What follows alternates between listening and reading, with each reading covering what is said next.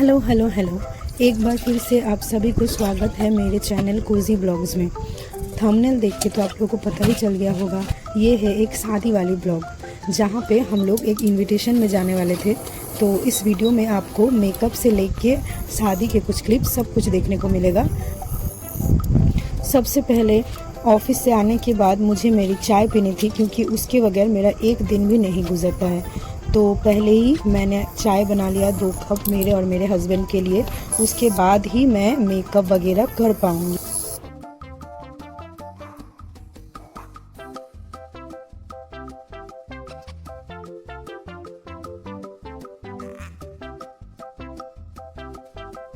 Hi guys, मैं चाय Y P के आ गई हूँ। तो फ्रेश होने के बाद, क्लींजर लगाने के बाद मैं यहाँ पे सीरम यूज़ कर रही हूँ। ये सीरम एक्चुअली मैं रेगुलर यूज़ नहीं करती हूँ, कभी कोई फंक्शन वगैरह हो तभी यूज़ करती हूँ।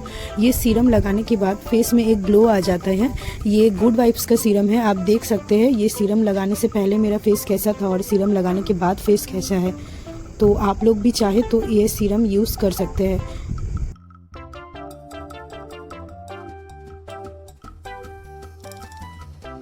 उसके बाद मैंने अपना रेगुलर जो मॉइस्चराइज़र है, यही मॉइस्चराइज़र मैं अभी रेगुलर यूज़ करती हूँ, तो यही मॉइस्चराइज़र थोड़ा सा अप्लाई कर लिया।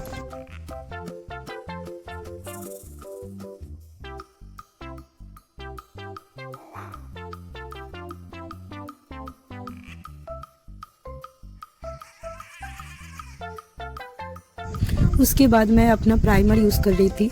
एक्चुअली विंटर में कोई फंक्शन हो तो प्राइमर की ज़रूरत नहीं पड़ती है, लेकिन फ़िलहाल कोलकाता में विंटर बोल के कुछ है नहीं। यहाँ पे फरवरी में भी बहुत ही गर्मी है और मार्च में तो लग रहा है मई का सीज़न आ गया है। तो इसीलिए मैंने प्राइमर यूज़ कर लिया है, क्योंकि अगर आपका बेस मेकअप ठीक रहे तो अगर आपको पसीना व स्वेट अगर आए तो भी आपका मेकअप कुछ ख़राब नहीं होगा और मेकअप ज़्यादा केकी भी नहीं लगेगा। तो उसके बाद मैंने अपना फाउंडेशन यूज़ कर लिया है, जो कि मेबेलिन का है। इसका कवरेज भी बहुत ही अच्छा है। मैं रेगुलर फाउंडेशन यूज़ करती नहीं हूँ, रेगुलर मैं बीबी क्रीम यूज़ करती हूँ, लेकिन कोई फंक्शन वगैरह में जाऊँ तब तो फाउंडेशन यूज़ करना बनता है।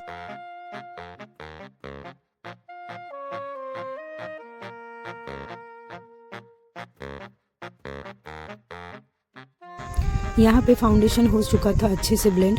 उसके बाद मैं कंसीलर यूज़ कर रही थी। अगर आप लोग का डार्क सर्कल नहीं हो तो कंसीलर की ज़रूरत नहीं है, लेकिन अगर आप लोग का थोड़ा सा भी डार्क सर्कल हो तो कंसीलर यूज़ करना ज़रूरी है।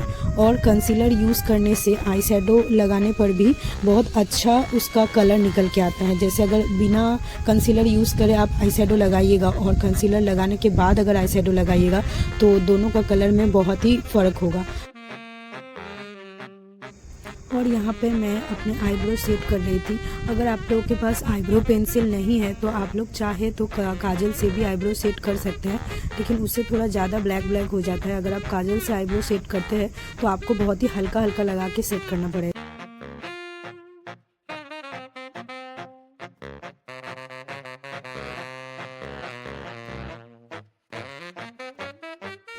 उसके बाद मैंने यहाँ पे हुडा ब्यूटी का आई शैडो यूज़ किया है।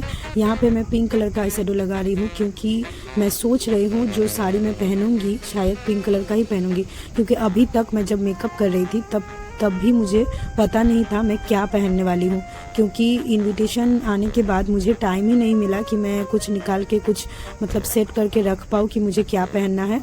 तो मैं अजम्पशन कर रही थी कि मैं पिंक कलर की ही साड़ी पहन लूँगी, तो इसीलिए मैंने पिंक कलर का ही आई शैडो लगाया है।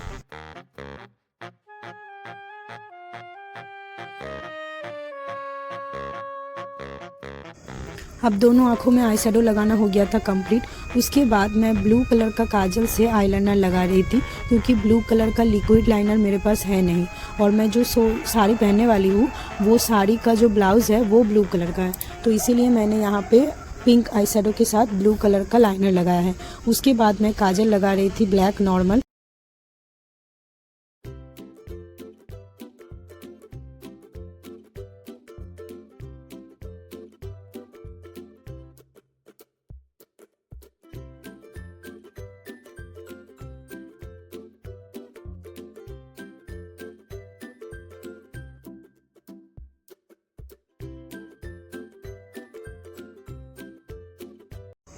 और यहाँ पे मैं मस्कारा लगा रही थी ताकि मेरी लैशेस थोड़ी और बड़ी लगे।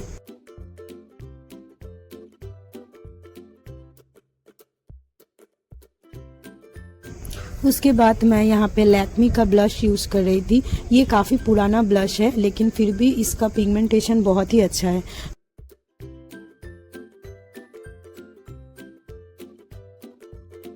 यहाँ पे कुछ देर बाद मुझे पता चला कि मैं हाइलाइटर ब्रश से ब्लश ब्लेंड करने का कोशिश कर रही हूँ।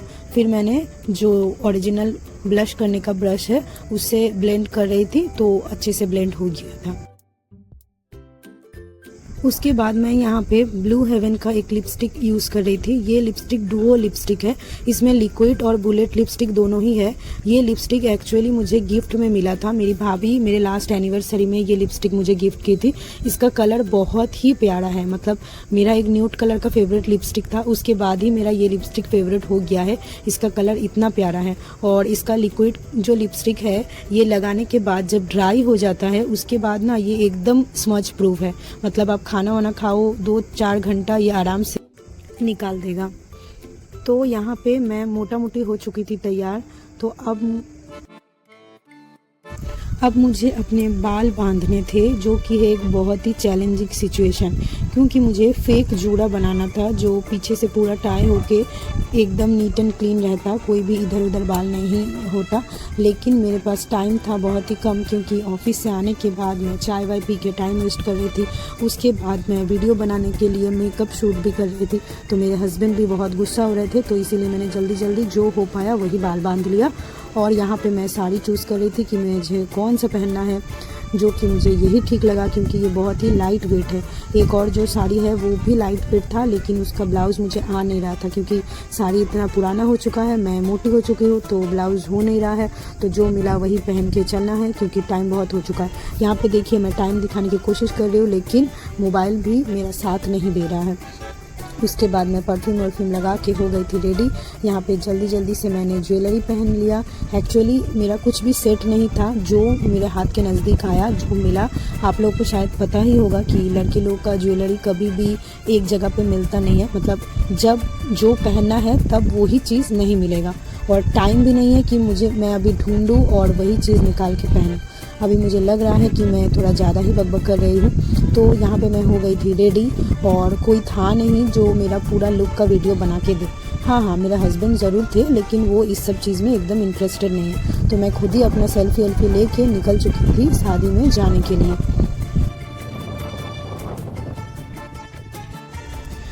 अब हम लोग को लेना था गिफ्ट। हाँ जी, अभी तक गिफ्ट भी नहीं लिए हैं। मैंने पता नहीं कब शादी में जाके पहुँचेंगे। तो यहाँ पे हम लोग का नज़दीकी एक दुकान है गिफ्ट शॉप, यहाँ पे बहुत सारा चीज़ अवेलेबल था। तो बहुत सारा चीज़ देखने के बाद हम लोगों को जो पसंद आया वो हम लोग ले लिए। उसके बाद फाइनली हम लोग निकल चुके शादी में जाने के लिए।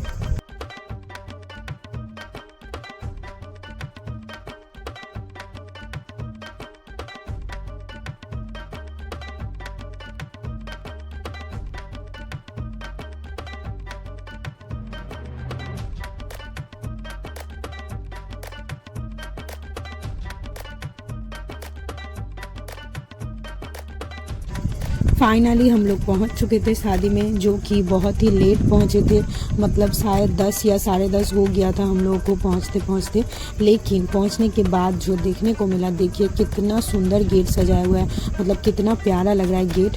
और यहाँ पे ना फ़ोटो भी दिया हुआ था। पहले तो जब हम लोग का शादी हुआ था तब तो ऐसा गेट में फ़ोटो वोटो देने का रिवाज नहीं था, लेकिन ये चीज़ भी बहुत सुंदर लग रहा है। उसके बाद शादी में जाके बहुत जन से मिले, जो दुल्हन थी उनका फ़ोटो वोटो लिए, मेरे हस्बैंड के दोस्त वगैरह मिले, सबसे बातचीत किए। तो यहाँ पे फुचका स्टॉल भी था, तो मुझे फुचका नहीं खाना था, तो मैं यहाँ पे ऑर्डर कर रही थी। तो उसके बाद स्टार्टर में भी काफ़ी सारा आइटम था, जैसे कि दही बड़ा, फिर पास्ता, फिर काफ़ी सारा चाट। लेकिन हम लोग इतना लेट पहुँचे थे कि उस टाइम डिनर का टाइम हो चुका था, तो इसीलिए वो स्टार्टर खाने का और मन नहीं था। फिर भी हम लोग एक दही बड़ा लेके 2 आदमी आधा आधा खाए, ताकि टेस्ट कर पाए कि कैसा बना है। उसके बाद हम लोग चल गए डिनर करने, जो कि वहाँ पे पूरा प्योर वेज था। तो ये चीज़ मेरे लिए एक तरीके से सुविधा हुआ, क्योंकि ये इनविटेशन थर्सडे को था और थर्सडे मैं वेज खाती हूँ। तो यहाँ पे एक किस्म का रायता दिया था, किस चीज़ का मुझे नहीं पता। उसके बाद यहाँ पे दिया पूड़ी, उसके बाद हम लोग को मिला पुलाव, उसके बाद हम लोग को मिला दाल, उसके बाद सब्जी भी था।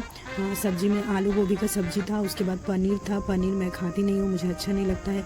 फिर एक किस्म का साग था और एक मिक्स वेज था। तो यहाँ पे जो दाल है ना, उसमें मखाना दिया हुआ था। मैंने फ़र्स्ट टाइम ऐसा दाल खाया जिसमें मखाना दिया हुआ है। आप लोग अगर पहले खाए होंगे तो मुझे ज़रूर बताना। उसके बाद मैं यहाँ पे चटनी और पापड़ लेने आई थी और डेज़र्ट लेने आई थी। चटनी में भी मखाना था, मतलब ये चीज़ मुझे थोड़ा हटके लगा। और उसके बाद डेज़र्ट में था गाजर का हलवा, बूंदिया और गुलाब जामुन, जिसमें गाजर का हलवा सबसे अच्छा लगा था। उसके बाद हम लोग ले लिए थे आइसक्रीम। यहाँ पे मैं बाबू को बहुत मिस कर रही थी, क्योंकि अगर वो रहती उसका सबसे पहला नज़र जाता आइसक्रीम पे। उसके बाद यहाँ पे मुझे दिखा कि दूल्हा आ चुका है और इन लोगों का कुछ रस्म हो रहा था। मुझे एक्चुअली ये चीज़ अच्छे से पता नहीं है, क्योंकि मैं नॉन बंगाली वेडिंग कभी अटेंड नहीं की हूँ। मतलब गई हूँ, लेकिन ये शादी का रिचुअल्स वगैरह मुझे नहीं पता है। लेकिन देखने में बहुत मज़ा आ रहा था और यहाँ पे कुछ गाना बजाना चल रहा था। मतलब एक्चुअली इन लोगों का शायद मतलब रात में ही सब चीज़ होता है। हम लोग का जैसे लगन का टाइमिंग होता है, बहुत जन का मुहूर्त शाम को भी होता है, बहुत जन का मुहूर्त रात को भी होता है, बहुत जन का मुहूर्त 9-10 बजे ऐसे भी हो जाता है। लेकिन इन लोगों का स्टार्टिंग ही होगा रात में और पूरा रात भर ही वो शादी का रिचुअल्स चलेगा। तो मुझे ना ये सब देखने में बहुत अच्छा लग रहा था। मतलब घर जाने का मन नहीं हो रहा था, लेकिन काफ़ी देर हो चुका था। मतलब शायद 11:30-12 बज रहा था। तो मुझे याद आया कि सुबह मुझे ऑफिस भी जाना है। अगर उस दिन फ्राइडे होता, अगर नेक्स्ट डे मेरा छुट्टी हुआ था, तो शायद मैं और ज़्यादा देर रुक पाती। लेकिन वो थर्सडे था, नेक्स्ट डे ऑफिस जाना था, इसलिए थोड़ा देर ही ये सब देखने के बाद मैं अपना घर चल आई।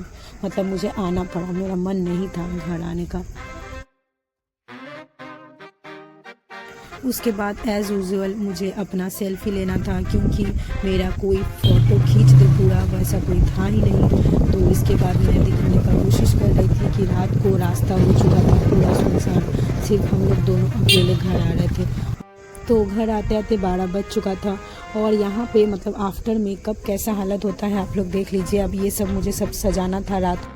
क्या आप लोग के साथ भी आफ्टर मेकअप ऐसा होता है, ज़रूर बताना। और वीडियो अच्छा लगे तो लाइक सब्सक्राइब ज़रूर करना।